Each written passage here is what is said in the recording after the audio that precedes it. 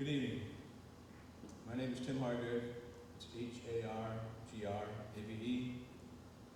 My wife and I own a farm located in Cameron and Thurston. As you just heard Wayne Wells, he outlined the history of past Leo Dixon and Sons violations and Region 8's inability to effectively enforce their own regulations. I'd like to expand on that narrative to include current permit violations. About 3 weeks ago, on July 20th, 2023, I sent an email to Region 8 Director Tim Walsh and some of his staff with many concerns regarding the current permit violations. As par for the course, Region 8 did not even respond. I'll explain just one violation here tonight. 11 years ago, on August 6, 2012, a public hearing was held at the Havertine High School to address Leo Dixon and Sons permit violations and allow the public to comment on the proposed permit modification. One of the results of this hearing was that Leo Dixon and Sons was supposed to establish and maintain grass buffers, filter strips to minimize erosion. These filter strips were supposed to be completed by 2015. And here we are today, 8 years past the completion deadline. These buffer strips are still not in place. The lack of these filter strips allow Leo Dixon and Sons field erosion to enter roadside ditches and into surface water bodies. Yet Region 8 continues to overlook this violation of permit condition number 15. I'll give you a few more examples of Dixon record keeping problems and violations. This is from a DEC document dated February 1st, 2012. It's from DEC attorney Lisa Schwartz.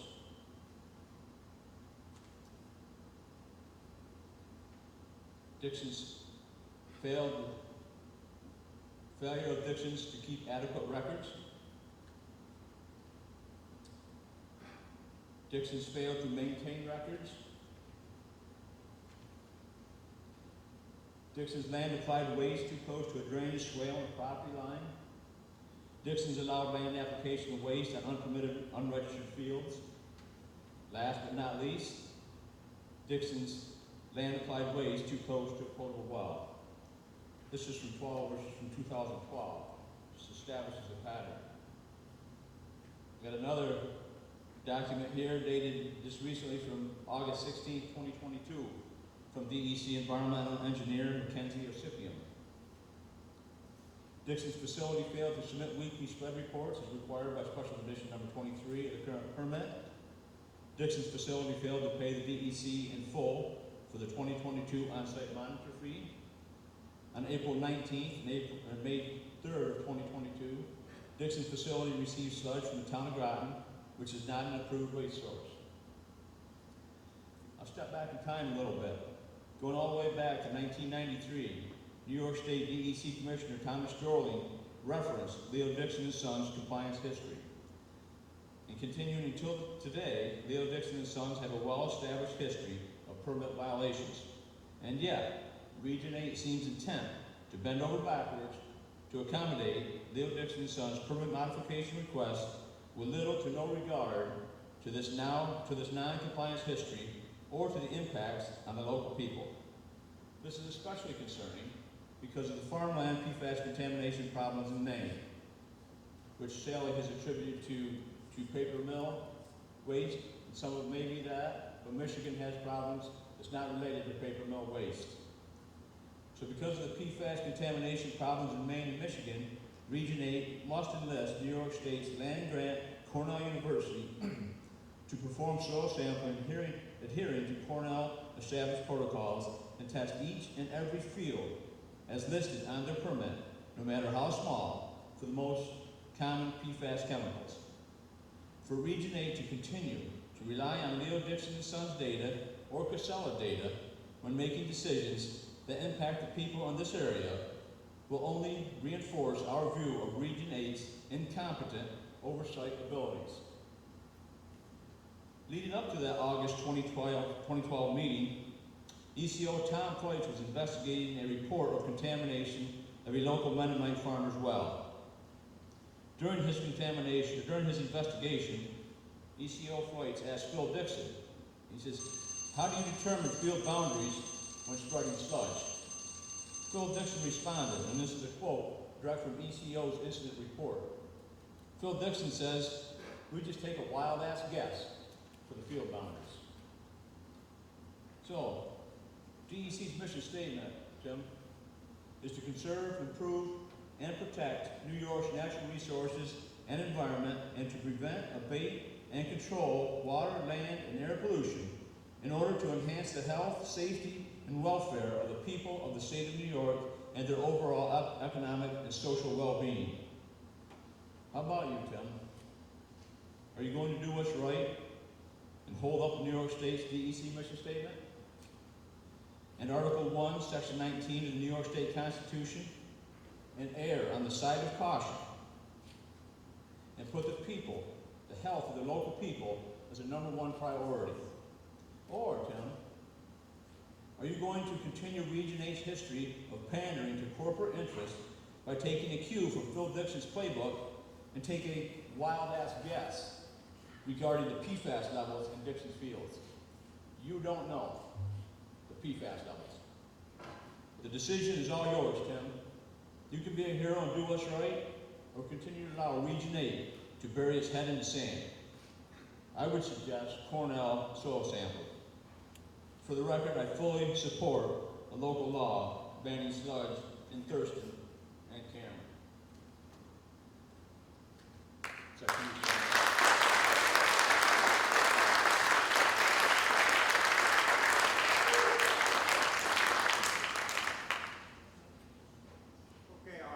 Thank you, Tim. Our next speaker is Leslie Smith from Thurston.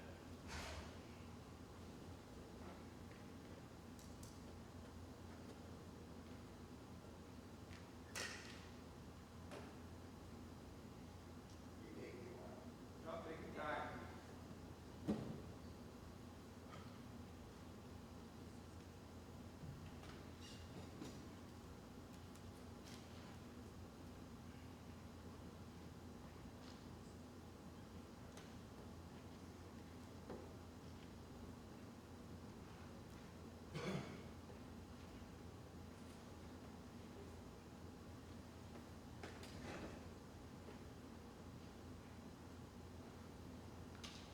My name is Leslie Smith, L-E-S-L-I-E, Smith, S-M-I-T-H. I live at 5446 Notting Hill Road.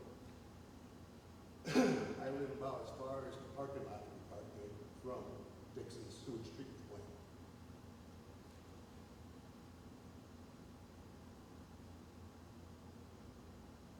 Fields. Got Dixon's fields all around me.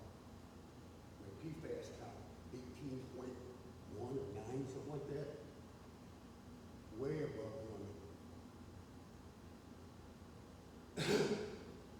Dixon's used to dump on our land until my brothers and I put a stop to it. We saw plants that we had never seen before. And I've lived on that land for 40, 50 years. Never seen these plants. In the middle of December, plants growing. Why is that? Well, we found out one day. My brother and I are running out across the field. We're out deer hunting. We're running out across the field. He yells. I turn around and look. And he's up to here, in a hole in our field, filled with human manure. And you can tell the difference between human and cow. Cow doesn't stink as bad.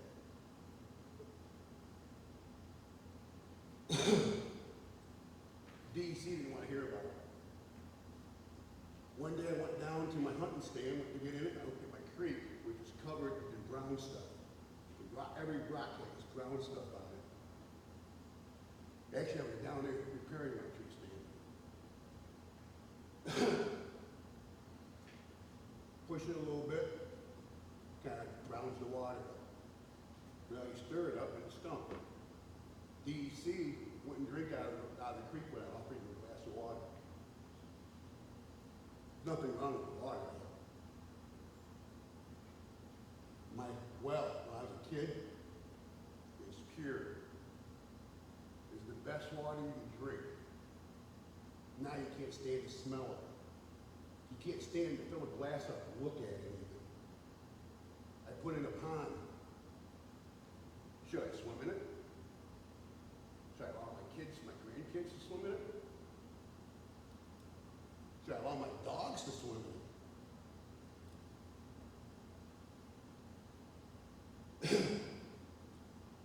From the time I put that treatment plant on that hill, the hill has gone downhill fast. And you know what gets me is people down in the valley, people down the road, they just kind of shrug their shoulders. Water runs downhill, people. Right into the creek, into the river, all the way down to the Chesapeake Bay.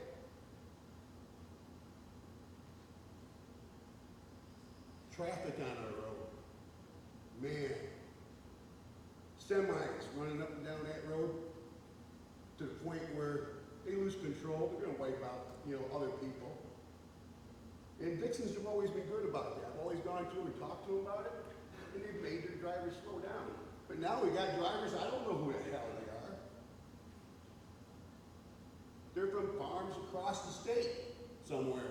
I don't know.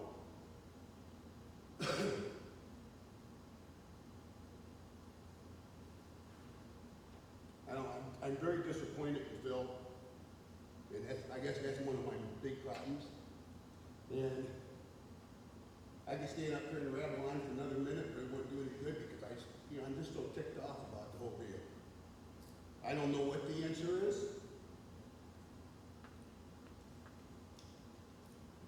I think there ought to be a neutral party testing water besides DEC or Dixon's or Casellas or us. Maybe someone neutral. And please don't have the governor for you. Please don't. We'll be all alone all year waiting on her. Thank you. Thank you.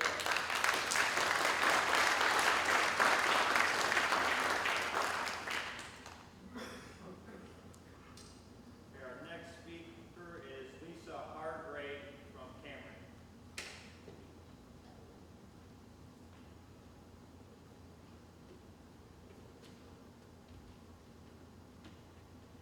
Lisa Hargrave, Hargrave, and please be careful. I'm not really good at public speaking. So I'm going to read something from Dr. Ari McBride. He is Professor Emeritus from Cornell University, and this was dated June 28th, 2023. Quote, I am a soil chemist with many years of experience in conducting research on behavior of toxic metals and other pollutants in agricultural soils. My comment here is on the advisability of the practice of sewage sludge or biosolids applications on farmland. It needs to be stressed that the present federal EPA and state regulations were put into effect in 1993 cover only 9 toxic metals and a few indicator pathogens and are now badly out of date. These rules provide no regulations or guidelines for the large group of biologically active and potentially toxic organic chemicals, including, but by no means restricted to, PFAs, dioxins, pharmaceuticals, antimicrobial agents, brominated fire retardants.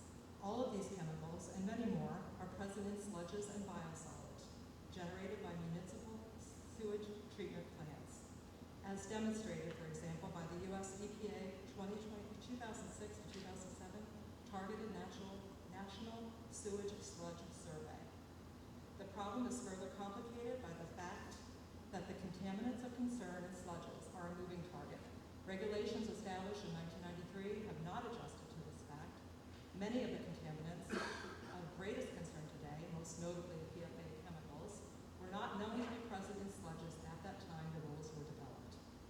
The fairly recent discoveries, for example in Maine and Michigan, that PFAs, or forever chemicals, are being found on farms, in well water, and in vegetable crops and dairy food products where biosolids have been applied, sometimes decades earlier, is proof that rules for biosolids applications on land do not protect farmland, farmers, or the general public.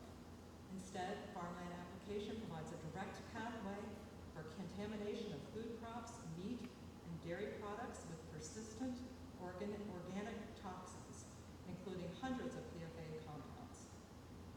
risk to farmers' land and the livelihood, and to the health of consumers, it is disturbing that little or no testing of PFAS has been conducted by New York State DEC of soils, groundwater, crops, or dairy products on farms that are applying or have applied biosolids in the past. It is claimed by proponents of biosolids as farm fertilizers that there are many decades of scientific research to support the practice of farm application of sewage sludge products as quote-unquote beneficial use by the recycling of nutrients and organic matter. This claim may create the false impression that there is presently a good understanding of the behavior and toxicity of many chemicals presently found in sludges. In addition, or in actual fact, few of the thousands of chemical contaminants in sludges have been identified and monitored, and fewer still have been studied in detail to determine their fate in soils and their tendency to transfer into surface and drainage water, into crops, or into livestock. To conclude, given the strong possibility for long-term contamination of soils, groundwater, and the food chain with persistent and toxic synthetic chemicals, the DEC proposal to increase application of sewage sludges or biosolids to farmland is misguided. Although there appear to be at present no good options for the disposal or reuse of this waste material, farmland application is, in my view, the most ill-advised and potentially dangerous option. Respectfully, Dr. Murray McBride, Professor Emeritus of Cornell University. Just as a note, we had a meeting in the town of Cameron with Casella representatives. Many people in the town of Cameron were concerned about this. One of our friends stood up and was saying, you know, what about the PFAS? We're concerned about that. And I have to say, the director, or I guess the person for Casella at the moment in Dixon's plant, current plant, which will be Casella, stated to this person that was standing up, said, well, you have PFAS in your makeup, so why Butyl? My point for that was the fact that as an educated and informed consumer, I can decide whether or not I can take those chemicals out of my life by not buying them if there is in whatever product I choose to buy.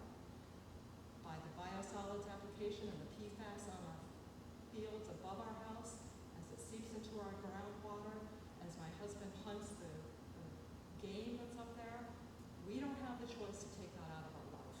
It is in our life forever. And why? Because it is a monetary good thing for a big corporation, not the best for our community. Thank you very much.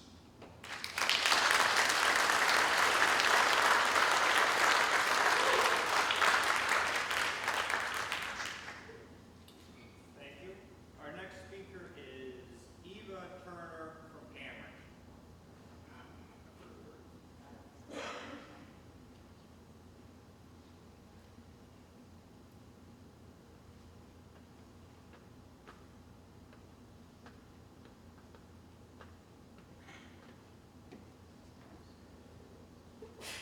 My name is Eva Turner, T-U-R-N-E-R. I do not have a speech prepared, but I will have some questions for DEC.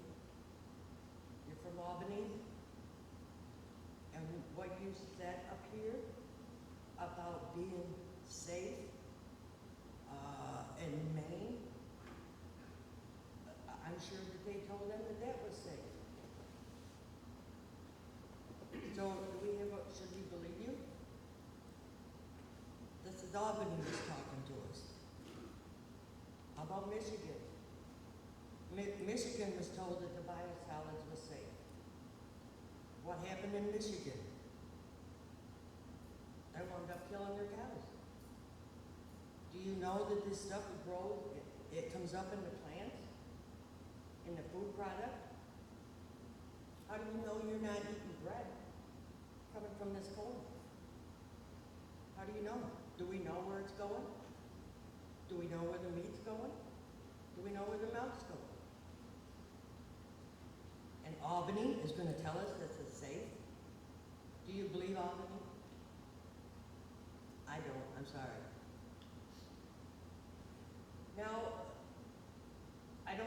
they're not there to protect us. I bet you that if I went to Cameron and started throwing toxic chemicals on rattlesnakes, they'd be after me and I'd be fined. They'll protect them rattlesnakes. They'll go in there and do their burn before May 15th. They'll just make everything perfect for them. But they're not for us. Why won't they protect us? They're supposed to. But I don't see the DEC protecting us. They'll protect the rattlesnakes. Now, I really didn't have a speech prepared, but that's just, my complaint is not being tested, not being safe. If it was so safe, why is there so many wells on Bonnie Hill that are contaminated? Can anybody answer to that? There's gotta be a reason, people. We know what it is. A big corporation wants to take us over. We, the small people out here, will just blast them till we get caught. Then move on like they do in Maine. Do you know they're fighting them in New Hampshire? Vermont? Has anybody really looked into all this? We really should.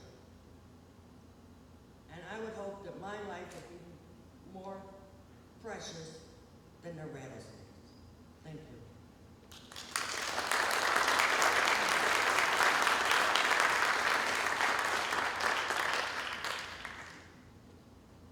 Thank you. The next speaker is David Coleman from Campbell.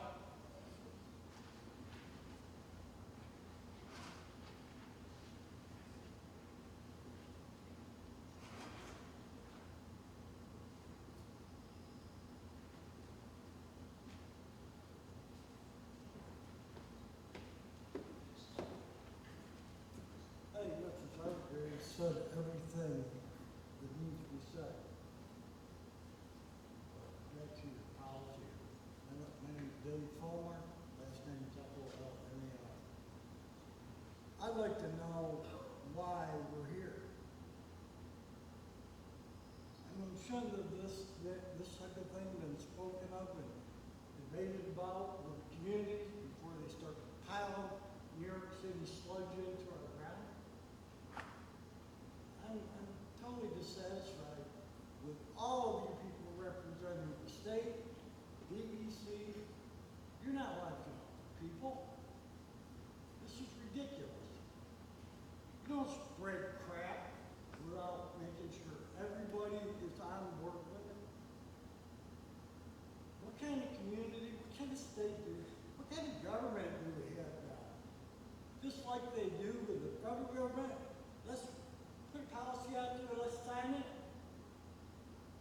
And guess what? If it goes to Supreme Court or wherever and it's determined unconstitutional, fine, we'll ask for forgiveness.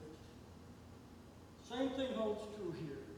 We're selling this whole country out for the benefit of corporations, somebody making money. The only thing here that's going on is somebody is making some big money, getting rid of New York City's waste. That's what's going on. Pretty simple to figure out. They're the ones making the money. Look at what they did with the gas around here. I'm a landowner. Moratorium. Can't frack. So all your landowners are screwed out of gas money. People in Pennsylvania are living like kings, right? That's because the people that own the ground, that work their hands off to have it, they don't count. It's not until big money, politics, and all this crap get involved that it matters. All I'm going to tell you people is we're being ground into the ground.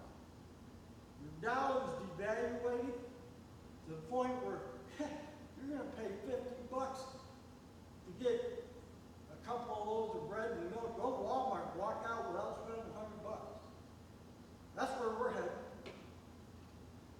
We're gonna take everything away. You know? They're gonna throw disease at us. Now they wanna contaminate our ground, upset our wildlife, so if all hell breaks loose, guess what? We can't even hunt, because the meat that we get from the animals out here, you aren't gonna be able to eat it. Where's that gonna put us? That's looking at the worst case scenario. And this country is not heading in the right direction right now. And we might be out there hunting